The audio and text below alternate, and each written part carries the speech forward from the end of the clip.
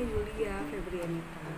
Kali ini saya akan membahas tentang critical thinking atau berpikir kritis seorang perawat. Nah, kenapa sih seorang perawat itu perlu berpikir kritis? Untuk apa? Nah, akan kita bahas di materi kita berikut ini.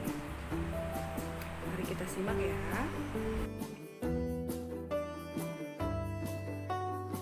Dengan teman-teman melihat video ini, diharapkan teman-teman bisa tahu tentang pengertian berpikir kritis, manfaat dan fungsi berpikir kritis itu apa, teman-teman tahu elemen berpikir kritis itu apa, seperti apa model berpikir kritis dalam keperawatan, bagaimana berpikir logis dan kreatif, bagaimana karakteristik berpikir kritis, seperti apa pemecahan masalah dalam berpikir kritis, dan proses pengambilan keputusan berpikir kritis dalam keperawatan.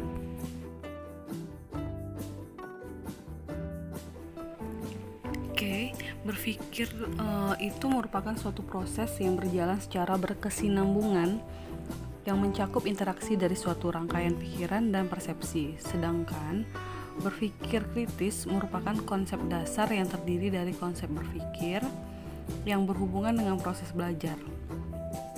Jadi pengertian berpikir kritis dalam keperawatan yang di dalamnya itu dipelajari definisi, elemen berpikir kritis, model berpikir kritis, analisa berpikir kritis, berpikir logis dan kreatif, karakteristik berpikir kritis, serta pemecahan masalah-masalah langka, pemecahan masalah, dan proses pengambilan keputusan, fungsi berpikir kritis, dan model penggunaan atribut. Seorang perawat dalam memberikan asuhan keperawatannya akan selalu dituntut untuk berpikir kritis dalam berbagai situasi. Penerapan berpikir kritis dalam proses keperawatan dengan kasus nyata akan memberikan gambaran kepada kita tentang pemberian asuhan keperawatan yang komprehensif dan bermutu. Jadi ada menurut beberapa ahli di sini, menurut ahli Perry and Porter, itu berpikir kritis adalah suatu proses di mana seseorang itu atau individu dituntut untuk mengintervensikan atau mengevaluasi informasi untuk membuat sebuah penilaian atau keputusan berdasarkan kemampuan, menerapkan ilmu pengetahuan dan juga pengalaman. Sedangkan menurut Bandman, berpikir kritis itu adalah pengujian secara rasional terhadap ide-ide, kesimpulan, pendapat, prinsip, pemikiran, masalah, kepercayaan, dan tindakan. Sedangkan menurut Strader, berpikir kritis adalah suatu proses pengujian yang menitik beratkan pendapat atau fakta yang mutakhir dan mengintervensikan serta mengevaluasikan pendapat-pendapat tersebut untuk mendapatkan suatu kesimpulan tentang adanya perspektif pandangan baru.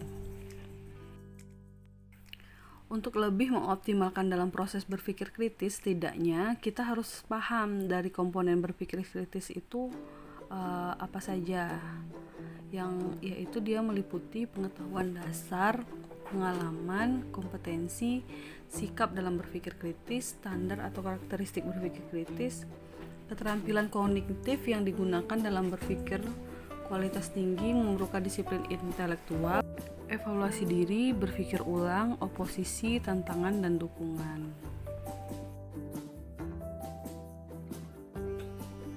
Nah, apa manfaat dan fungsi berpikir kritis? Berpikir kritis itu sangat diperlukan oleh kita sebagai seorang perawat maupun calon perawat ya, dalam memberikan asuhan keperawatan kepada pasien nantinya.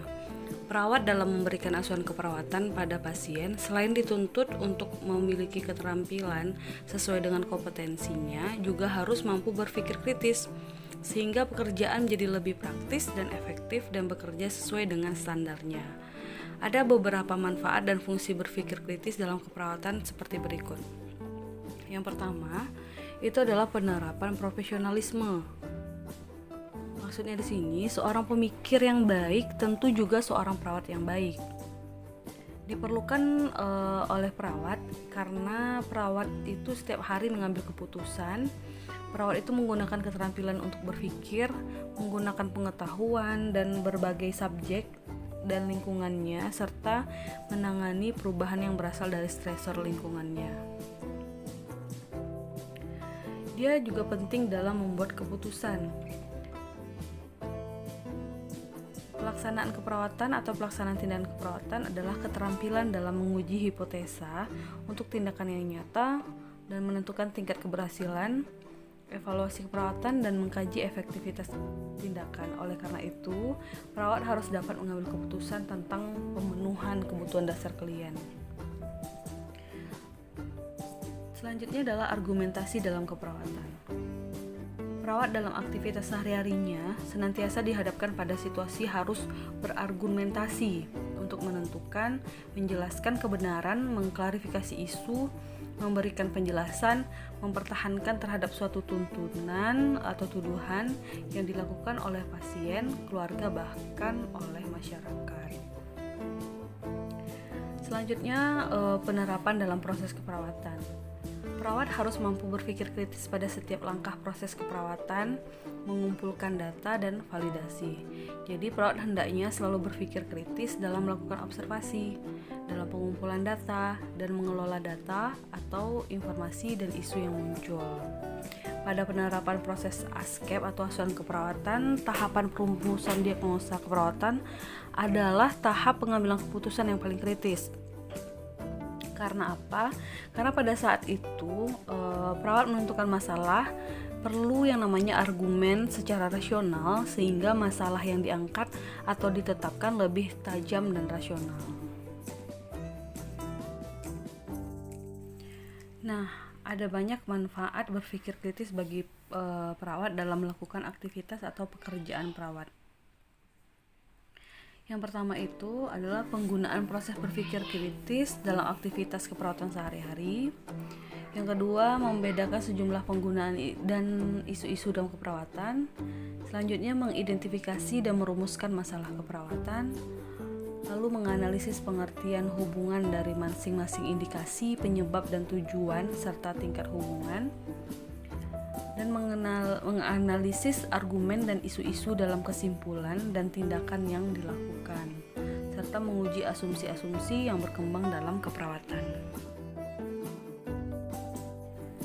Selanjutnya, melaporkan data dan petunjuk-petunjuk yang akurat dalam keperawatan. Juga membuat dan mengecek dasar analisis dan validasi data keperawatan, merumuskan dan menjelaskan keyakinan tentang aktivitas keperawatan, memberikan alasan-alasan yang relevan terhadap keyakinan dan kesimpulan yang dilakukan, merumuskan dan menjelaskan nilai-nilai keputusan dalam keperawatan, mencari alasan-alasan kriteria, prinsip-prinsip dan aktivitas nilai-nilai keputusan, mengevaluasi penampilan kinerja perawat dan kesimpulan asuhan keperawatan. Kreativitas adalah komponen utama dalam kita berpikir kritis. Dengan adanya kreativitas, diharapkan perawat mampu membuat keputusan yang cepat dan tepat. Keputusan ini seringkali berdampak pada kesejahteraan dan keselamatan jiwa pasien. Sehingga untuk mengambil keputusan yang baik, perawat itu harus mampu berpikir kritis untuk mengumpulkan dan menginterpretasikan informasi yang diperoleh. Nah, dengan menggunakan kreativitasnya lah, perawat akan menghasilkan banyak gagasan dan memecahkan masalah dengan lebih baik, meningkatkan kemandirian, juga percaya diri perawat, walaupun sering menghadapi tekanan oleh situasi pekerjaan. Jadi ada beberapa elemen berpikir kritis. Yang pertama itu adalah menentukan tujuan. Nah, menentukan atau merumuskan tujuan dalam proses keperawatan merupakan tahapan yang paling utama dan paling penting. Tujuan merupakan hasil yang ingin dicapai untuk mengatasi masalah yang dihadapi atau dikeluhkan oleh pasien. Oleh karena itu, perawat dituntut untuk mampu berpikir kritis. Dengan berpikir kritis, tujuan yang dirumuskan atau ditentukan oleh perawat bisa tercapai atau tidak dengan menetapkan kriteria hasil sesuai dengan standar asuhan keperawatan. Nah, yang kedua, menyusun pertanyaan atau membuat kerangka masalah.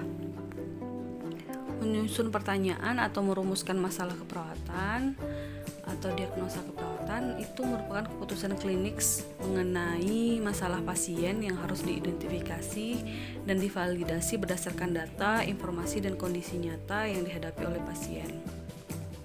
Nah, pada tahapan ini perawat dituntut untuk berpikir kritis karena untuk mengangkat atau menyusun masalah keperawatan yang tepat, masalah keperawatannya dibutuhkan beberapa pengetahuan dan keterampilan yang harus dimiliki oleh perawat, seperti kemampuan memahami beberapa masalah, faktor yang menyebabkan masalah, batasan dan karakteristiknya, batasan atau ukuran normal dari masalah tersebut, sehingga dapat diambil keputusan yang tepat untuk memecahkan masalah yang diangkat secara rasional dan objektif. Selanjutnya adalah elemen menunjukkan bukti. Kemampuan perawatan untuk menunjukkan bukti atau data dengan cara memvalidasi data merupakan upaya untuk memberikan justifikasi pada data yang telah dikumpulkan dengan melakukan perbandingan data subjektif dan objektif yang didapatkan dari berbagai sumber dengan berdasarkan standar nilai normal. Jadi diperlukanlah kemampuan berpikir kritis untuk perawat itu. Nah, berpikir kritis itu kan adalah suatu proses pengaturan intelektual yang berlangsung secara aktif dan disertai dengan mengonsep, menerapkan, menganalisis, mengevaluasi informasi yang dikumpulkan sebagai panduan untuk mengambil suatu keputusan saat dia bertindak.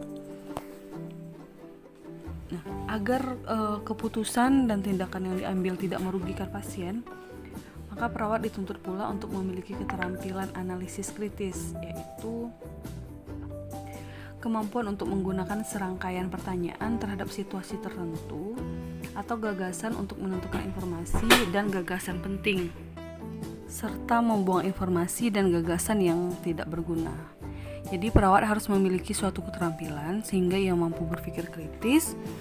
Keterampilan berpikir kritis ini yang harus dimiliki perawat yaitu yang pertama adalah berpikir secara induktif.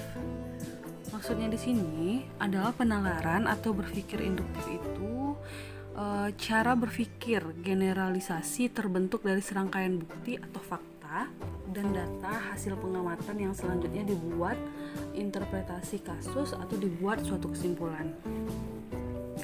Yang kedua, berpikir secara deduktif. Di sini cara berpikirnya sebaliknya, yaitu cara berpikir dari sesuatu yang bersifat umum ke khusus. Dalam berpikir kritis, perawat itu harus mampu membedakan pernyataan, bukti, kesimpulan baik secara umum maupun khusus, penilaian ataupun opini. Nah, perawat perlu memastikan akurasi informasi dengan memeriksa data-data atau dokumen lain. Perawat juga senantiasa dituntut mampu dan terampil dalam berpikir kritis, dan bagaimana caranya agar perawat itu mempunyai kemampuan dan keterampilan berpikir kritis. Nah, diperlukannya yang namanya komunikasi. Nah, komunikasi dalam pengertian proses penyampaian ide, pikiran, dan keahlian suatu pihak kepada pihak lain mempercepat proses pemahaman terhadap nilai-nilai baru.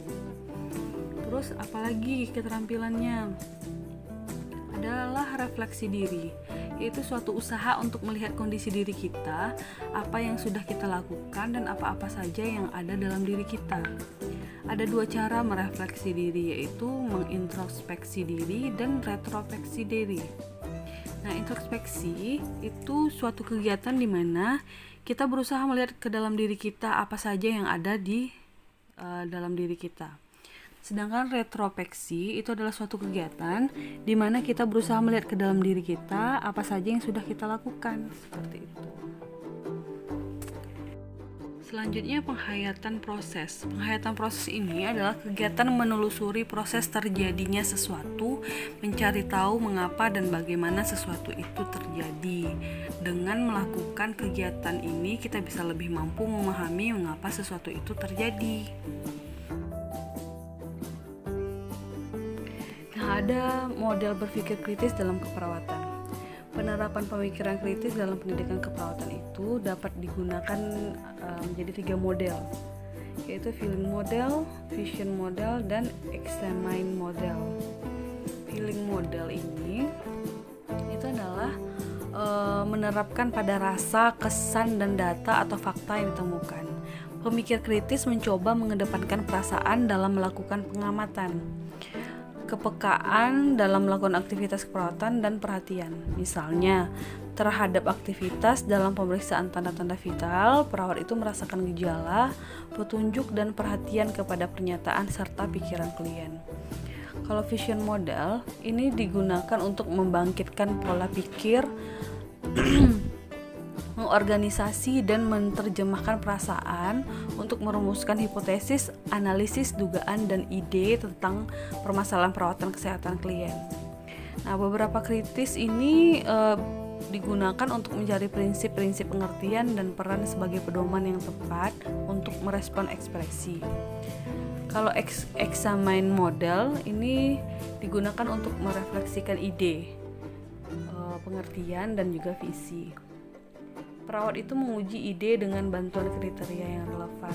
Jadi model ini digunakan untuk mencari peran yang tepat untuk menganalisis, mencari, menguji, melihat konfirmasi, kolaborasi, lalu menjelaskan dan menentukan sesuatu yang berkaitan dengan ide tersebut. Nah, ada beberapa model berpikir kritis dalam keperawatan menurut para ahli. Menurut Costa and Colleague itu dia dikenal sebagai the 6 RS, yang mana yang pertama adalah remembering, mengingat, habis itu repeating, mengulang, reasoning, memberi alasan, reorganizing, reorganisasi, relating, berhubungan, dan reflecting, merenungkan. Nah, ada 5 model berpikir kritis. Yang pertama ada total recall, habis itu habit atau kebiasaan, inquiry, penyelidikan atau menanyakan keterangan, terus new idea and creativity, dan knowing how you think, mengetahui apa yang kamu pikirkan. Jadi 4 alasan mengapa perawat perlu berpikir kritis dalam memberikan asuhan perawatan kepada pasien, yaitu deduktif, induktif, aktivitas informal, dan aktivitas setiap hari dan prakteknya. Untuk menjelaskan lebih dalam tentang definisi tersebut, alasan kita berpikir kritis adalah untuk menganalisis penggunaan bahasa, perumusan masalah, penjelasan, dan ketegasan asumsi. Apakah kuatnya bukti-bukti, menilai kesimpulan, dan membedakan antara baik dan buruknya argumen, serta mencari kebenaran fakta dan nilai dari hasil yang diyakini. Berpikir logis adalah penalaran atau keterampilan berpikir dengan tepat. Ketepatan berpikir itu sangat tergantung pada jalan pikiran yang logis dalam berpikir secara logis. Kita harus terampil untuk mengerti fakta, memahami konsep, hubungan dalam menarik kesimpulan. Kalau berpikir kreatif itu adalah berpikir lintas bidang yang ditandai dengan karakteristik berpikir.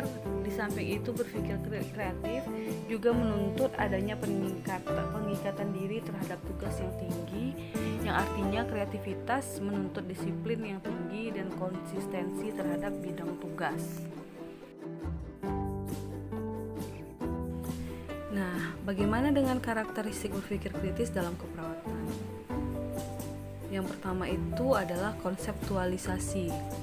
Konseptualisasi ini artinya proses intelektual membentuk suatu konsep, sedangkan konsep ini adalah fenomena atau pandangan mental tentang realitas, pikiran-pikiran, tentang kejadian, objek atribut, dan sejenisnya. Jadi dengan demikian, konseptualisasi ini merupakan pikiran abstrak yang digeneralisasi secara otomatis menjadi simbol dan disimpan dalam otak. Yang kedua itu rasional dan beralasan. Artinya, argumen yang diberikan itu selalu berdasarkan analisis dan mempunyai dasar kuat dari fakta fenomena nyata. Selanjutnya reflektif. Maksudnya adalah bahwa seseorang pemikir kritis ini tidak menggunakan asumsi atau persepsi dalam berpikir atau mengambil keputusan itu, tetapi akan menyediakan waktu untuk mengumpulkan data dan menganalisisnya berdasarkan disiplin ilmu, fakta, dan kejadian. Nah, bagian dari suatu sikap itu, karakteristik yang keempat adalah pemahaman dari suatu sikap yang harus diambil pemikir kritis itu. Terus selanjutnya kemandirian berpikir. Seorang berpikir kritis selalu berpikir dalam dirinya, tidak pasif menerima pemikiran dan keyakinan orang lain, menganalisis semua isu, memutuskan secara benar dan dapat dipercaya.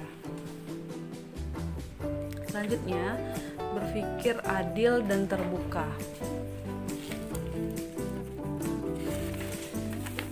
Berpikir adil dan terbuka ini mencoba untuk berubah dari pemikiran yang salah dan kurang menguntungkan menjadi benar dan lebih baik. Selanjutnya, pengambilan keputusan berdasarkan keyakinan. Berpikir kritis digunakan untuk mengevaluasi suatu argumentasi dan kesimpulan, terus menciptakan suatu pemikiran baru, alternatif solusi tindakan yang akan diambil. Nah, selanjutnya watak atau disposition. Seseorang yang mempunyai keterampilan berpikir kritis, dia mempunyai sikap skeptis atau sangat terbuka, menghargai sebuah kejujuran, respect terhadap berbagai data dan pendapat, respect terhadap kejelasan dan ketelitian. Dia juga mencari pandangan-pandangan yang lain yang berbeda dan akan berubah sikap ketika terdapat sebuah pendapat yang dianggapnya baik. Selanjutnya, kriteria. Dalam berpikir kritis harus mempunyai sebuah kriteria atau patokan untuk sampai ke arah mana harus menemukan sesuatu yang diputuskannya. Meskipun sebuah argumen itu dapat disusun dari beberapa sumber pembelajaran, namun dia akan mempunyai kriteria yang berbeda. Apabila kita akan menerapkan standarisasi, maka haruslah berdasarkan relevansi dan keakuratan fakta-fakta, berdasarkan sumber yang kredibel, teliti, tidak berasal dari logika yang keliru, dan konsisten. Selanjutnya, sudut pandang, yaitu cara memandang atau menafsirkan dunia ini yang akan menentukan konstruksi makna.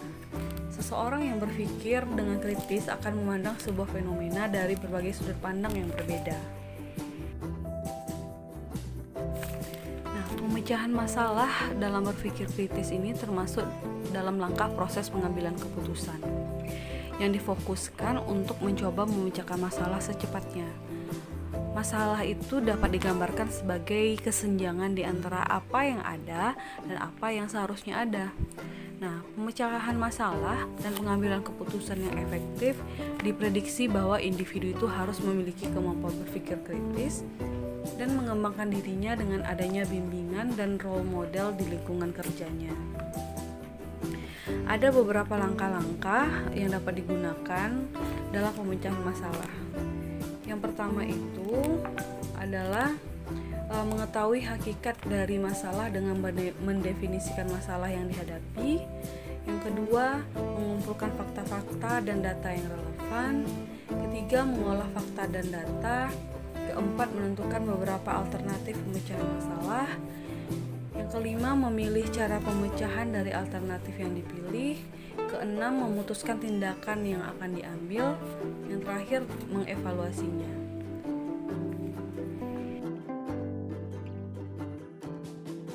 Ada beberapa pendekatan yang sering digunakan dalam pemecahan masalah. Yang pertama itu adalah trial and error. Ini salah satu metode pemecahan masalah dengan cara mencoba beberapa pendekatan sampai ditemukan suatu solusi.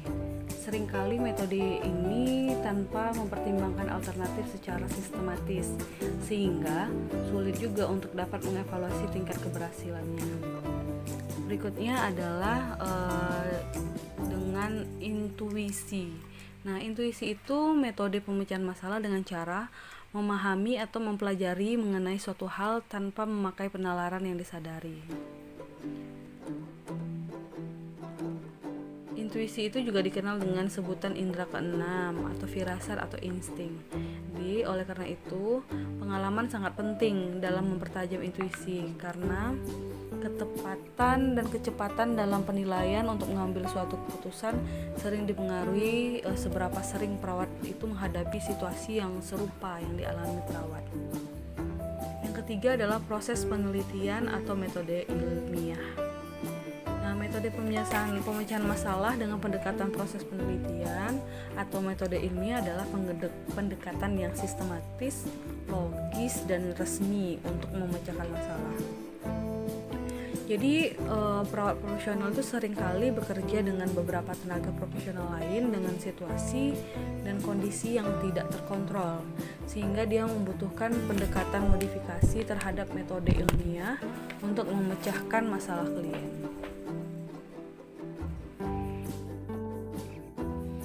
Nah, sekarang kita bahas proses pengambilan keputusan berpikir kritis dalam keperawatan. Keputusan dalam penyelesaian masalah adalah kemampuan mendasar bagi praktisi kesehatan, khususnya dalam kita adanya asuhan keperawatan. Tidak hanya berpengaruh pada proses pengelolaan asuhan keperawatan, tetapi penting juga untuk meningkatkan kemampuan merencanakan perubahan. Nah, penyelesaian masalah dan pengambilan keputusan itu bukan merupakan bentuk sinonim. Pemecahan masalah dan proses pengambilan keputusan itu membutuhkan pemikiran kritis dan analisis yang ditingkatkan dalam praktek. Ada 5 hal yang perlu diperhatikan dalam mengambil keputusan. Yang pertama, dalam proses pengambilan keputusan tidak terjadi secara kebetulan.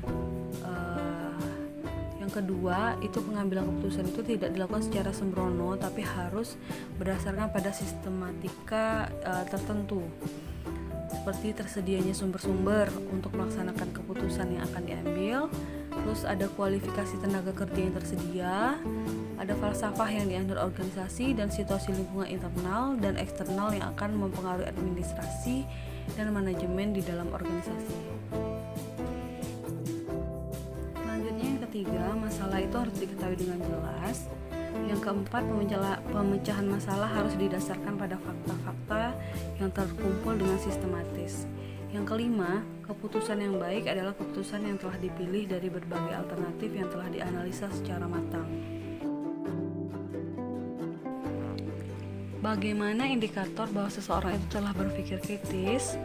Nah, di sini ada beberapa indikator yang dapat digunakan untuk menilai apakah seseorang telah berpikir kritis. Yang pertama adalah kegiatan merumuskan pertanyaan. Yang kedua, membatasi permasalahan. Yang ketiga, menguji data-data. Yang keempat, menganalisis berbagai pendapat. Yang kelima, menghindari pertimbangan yang sangat emosional. Yang keenam, menghindari penyederhanaan berlebihan.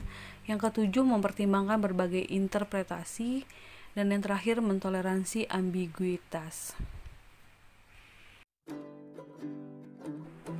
Oke, itu dia materi kita tentang berpikir kritis atau critical thinking dalam keperawatan. Nah, bagaimana?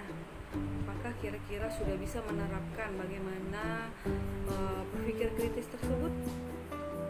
Nah, berpikir kritis di sini sangat banyak manfaatnya.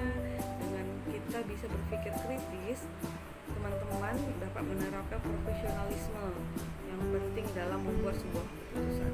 Karena keperawatan ini atau perawat itu adalah profesi yang berhubungan dengan manusia, dengan nyawa manusia. Jadi kita harus dapat membuat keputusan dengan cepat dan tepat